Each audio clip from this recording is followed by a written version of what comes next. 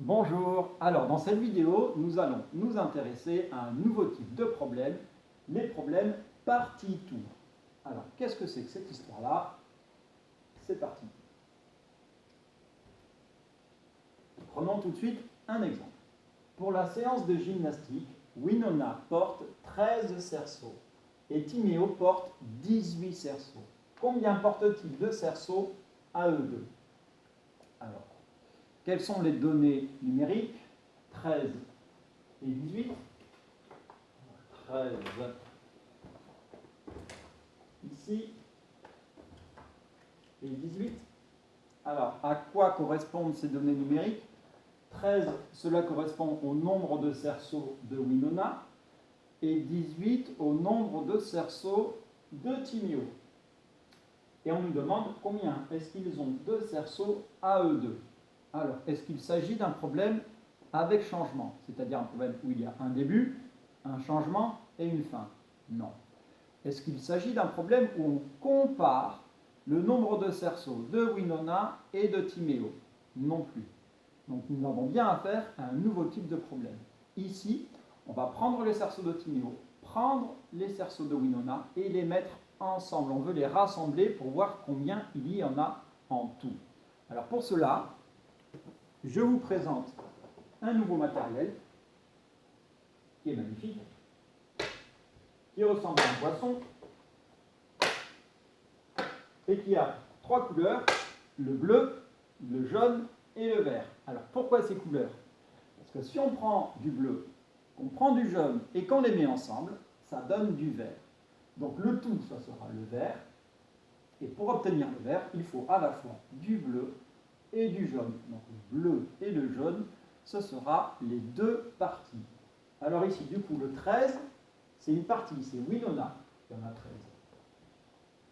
18, c'est l'autre partie, puisque Timéo en a 18. Et justement, dans ce problème, dans ce premier cas de figure, on nous demande de chercher combien est-ce qu'il y en a en tout. Voilà. Il faut prendre 13, il faut prendre 18, les mettre ensemble, et on va voir combien est-ce que cela fait. Alors, mathématiquement, où est passé le feutre? Mathématiquement, cela s'écrit de la manière suivante. 13 plus 18 égale... Alors, pour calculer ça, pas besoin de bande numérique. Maintenant, vous êtes expert. On prend le 13, on prend le 18, et c'est parti. Première étape, on explose. 13, c'est 10 et 3. 18, 10 et 8. Deuxième étape, on met ensemble ce qui va bien ensemble, les dizaines avec les dizaines et les unités avec les unités. Ensuite, on commence par calculer les unités. 8 et 3, cela fait 11. Donc je remplace 8 et 3 par 11. À nouveau, nous avons un nombre à exploser. Alors allons-y, on l'explose. Et on se retrouve avec une unité toute seule et 3 paquets de 10. Donc 3 paquets de 10, cela fait 30. Et une unité toute seule, ça fait 31. Donc la réponse, c'est 31. Il nous reste à écrire la phrase réponse. Combien porte-t-il de cerceaux à E2? Réponse, à E2, il porte 31 cerceaux. Alors, ici, ce qui était important de retenir, c'est que nous avions affaire à un nouveau type de problème, où l'on avait une partie, on connaissait l'autre partie, et on nous demandait de les rassembler, c'est-à-dire de savoir combien il y en avait en tout. Alors, nous allons voir maintenant un deuxième cas de figure. C'est parti, je le range. Donc, cas de figure numéro 2.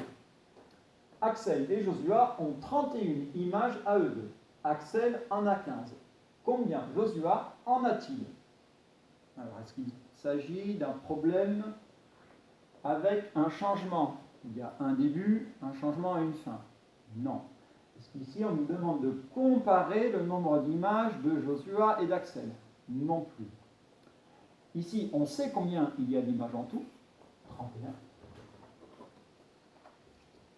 Et on sait que Axel en a 15. Ce sont les données numériques. Et on nous demande combien en a Josua. Alors, Comment va-t-on faire ici? On sait combien il y en a en tout. C'est 31. On va le placer dans le vert. On sait aussi que Axel en a 15. On va dire qu'Axel, c'est le bleu. Et donc, on nous demande de chercher combien en a Josua. Donc, contrairement à tout à l'heure, on connaissait le bleu et le jaune, et on nous demandait de calculer le tout. Ici, c'est un deuxième cas de figure où on connaît l'ensemble, le vert, et on nous demande de calculer une des deux parties. Donc, mathématiquement, comment est-ce que l'on va résoudre cela? On sait qu'on en a 15, et on en veut en tout 31. On en a 15, on en veut 31, il va falloir en rajouter. La question c'est combien faut-il en rajouter? Alors, pour trouver ça, on peut s'aider d'une bonne numérique, mais il y a mieux ici, c'est utiliser notre droite graduée. Alors, c'est parti. On va devoir partir du 15, donc on trouve le 15, ici 0, 10, là, 15, la grande barre. On part du 15, et on veut aller jusqu'au 31, jusqu'ici, 31. Alors, plutôt que de faire un seul grand saut, on va procéder par petits sauts. D'abord, de 15 à 20. On se ramène à la dizaine supérieure. Ici, il faut rajouter 5. Et puis de 20 à 30. On avance d'une dizaine. On avance de 10. Et enfin, de 30 à 31, on rajoutera encore 1. Donc finalement, pour passer de 15 à 31, on a d'abord avancé de 5, puis on a avancé de 10, puis on a avancé de 1. 10 et 5, 15, et 1, 16. On a avancé de 16. La réponse est 16. Combien Josua en a-t-il? La réponse est Josua a 16 images.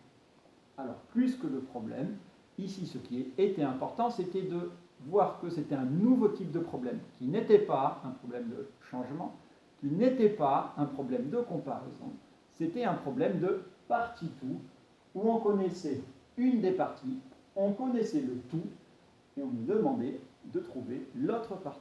Voilà. Alors maintenant, à vous de vous entraîner, et bon courage!